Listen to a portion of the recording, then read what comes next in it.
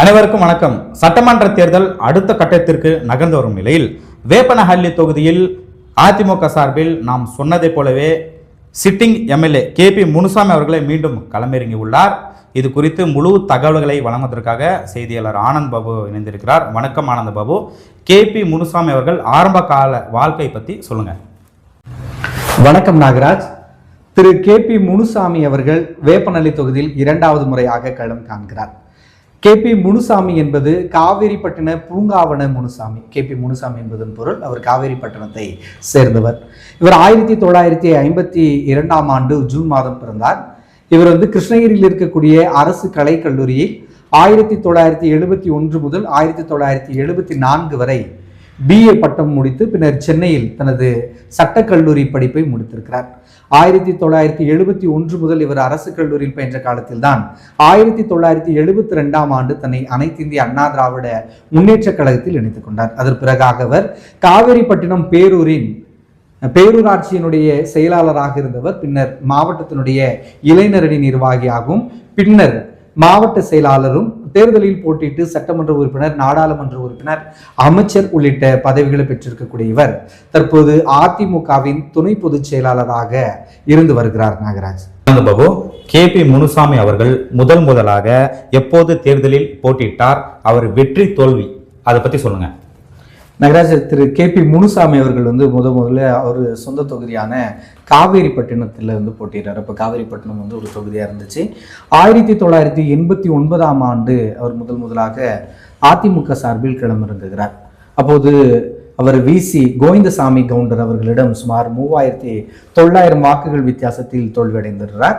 அதனைத் தொடர்ந்து நடக்கிற தேர்தலில் 1991 நடக்கிற சட்டமன்ற தேர்தலில் அவர் அதே VC கோவிந்தசாமி கவுண்டர் அவர்களை சுமார் 40,000க்கும் அதிகமான வாக்குகள் வித்தியாசத்தில் அவர் தோற்கடிக்கிறார். பின்னர் மீண்டும் அவர் அதே தொகுதியில் 1996 ஆண்டு தேர்தலில் திமுகவின் வெங்கடேசன் அவர்களிடம் தோல்வி தழுவுகிறார். பின்னர் நடந்த 2001 சட்டமன்ற தேர்தலில் மீண்டும் திமுகவின் VC கோவிந்தசாமி கவுண்டர் அவர்களை தோற்கடிக்கும் அவர் காவேரிப்பட்டினம் தொகுதியாக கடைசியாக சந்தித்த 2006 தேர்தலில் திமுக கூட்டணியில் பாட்டாளி மக்கள் கட்சி போட்டியிடுகிறது. இவர் அதிமுக சார்பில் களமிறங்கி பாட்டாளி மக்கள் கட்சியின் மேகநாதன் அவர்களிடம் அவர் சொற்ப வாக்குகள் வித்தியாசத்தில் தோல்வியடைகிறார். பின்னர் அந்த காவேரிப்பட்டினம் அடங்கிய பகுதி முழுவதும் கிருஷ்ணகிரி தொகுதியுடன் இணைக்கப்படுகிறது.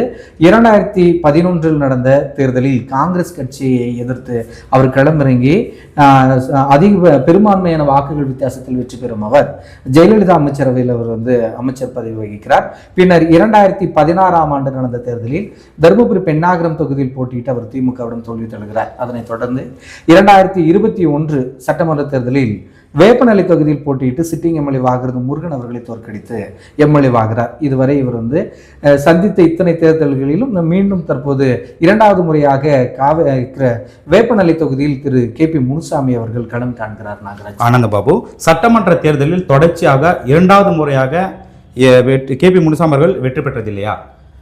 அவர் சந்தித்து வந்த சட்டமன்ற தேர்தலை பொறுத்தவரை இதுவரை அவர் சந்தித்து இருக்கக்கூடிய அதாவது இப்போ அவர் போட்டியிடக்கூடிய தேர்தல் என்பது 8வது முறையாக இந்த சட்டமன்ற தேர்தலில் போட்டியிடுகிறார்.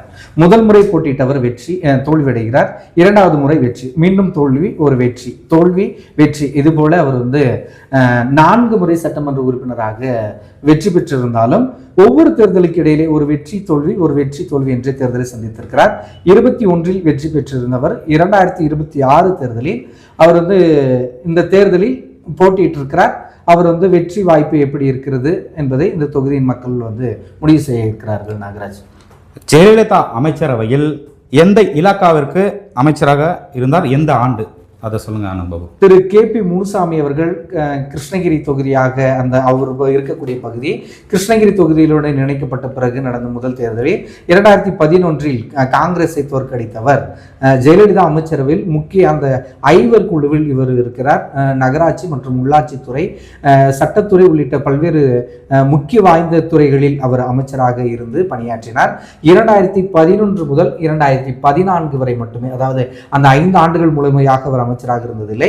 2014 வரை ஜெயலலிதா அமைச்சரவையில் அவர் அமைச்சராக இருந்து பின்னர் அமைச்சரவையில் இருந்து அவர் ஜெயலலிதா அவர்களால் நீக்கப்பட்டிருக்கிறார். நாகராஜ், அதிமுக பொதுச் செயலாளர் எடப்பாடி பழனிசாமி அவர்களுக்கு அடுத்தபடியாக இருக்கக்கூடிய KP முனுசாமி அவர்களின் வேப்பனப்பள்ளி தொகுதியில் அவருக்கு வெற்றி வாய்ப்பு எப்படி இருக்கிறது ஆனந்த் பாபு? நாகராஜ் அவர்கள் சட்டமன்ற தேர்தலில் போட்டியிட்டது பற்றி நம்ம சொல்லியிருந்தோம். அவர் முதல்ல வந்து 1998ஆம் ஆண்டு கிருஷ்ணகிரி நாடாளுமன்ற தொகுதியில் போட்டியிட்டு தமிழ் மாநில காங்கிரசின் ராஜாராம் அவர்களை வீழ்த்தி இவர் வந்து முதல் முறையாக எம்பி ஆயிருந்தார். பின்னர் 2019ஆம் ஆண்டு அதிமுக சார்பில் இந்த கிருஷ்ணகிரி தொகுதியில் அவர் போட்டியிட்டு காங்கிரஸ் கட்சியின் செல்லக்குமார் அவர்களிடம் அவர் வந்து வெற்றி வாய்ப்பை இழக்கிறார்.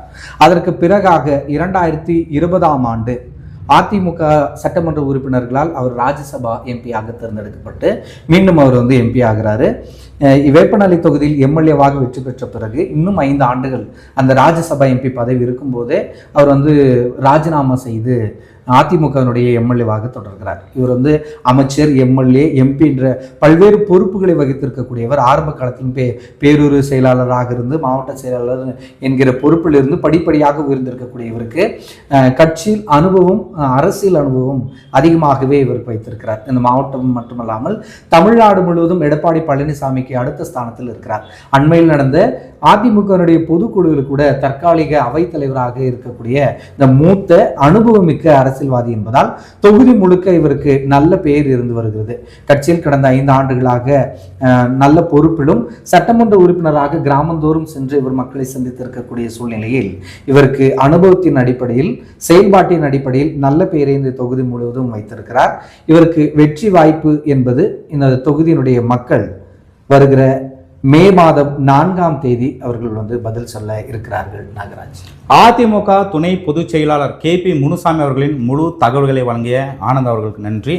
மீண்டும் நாம் அடுத்த வீடியோவில் சந்திப்போம். வணக்கம்.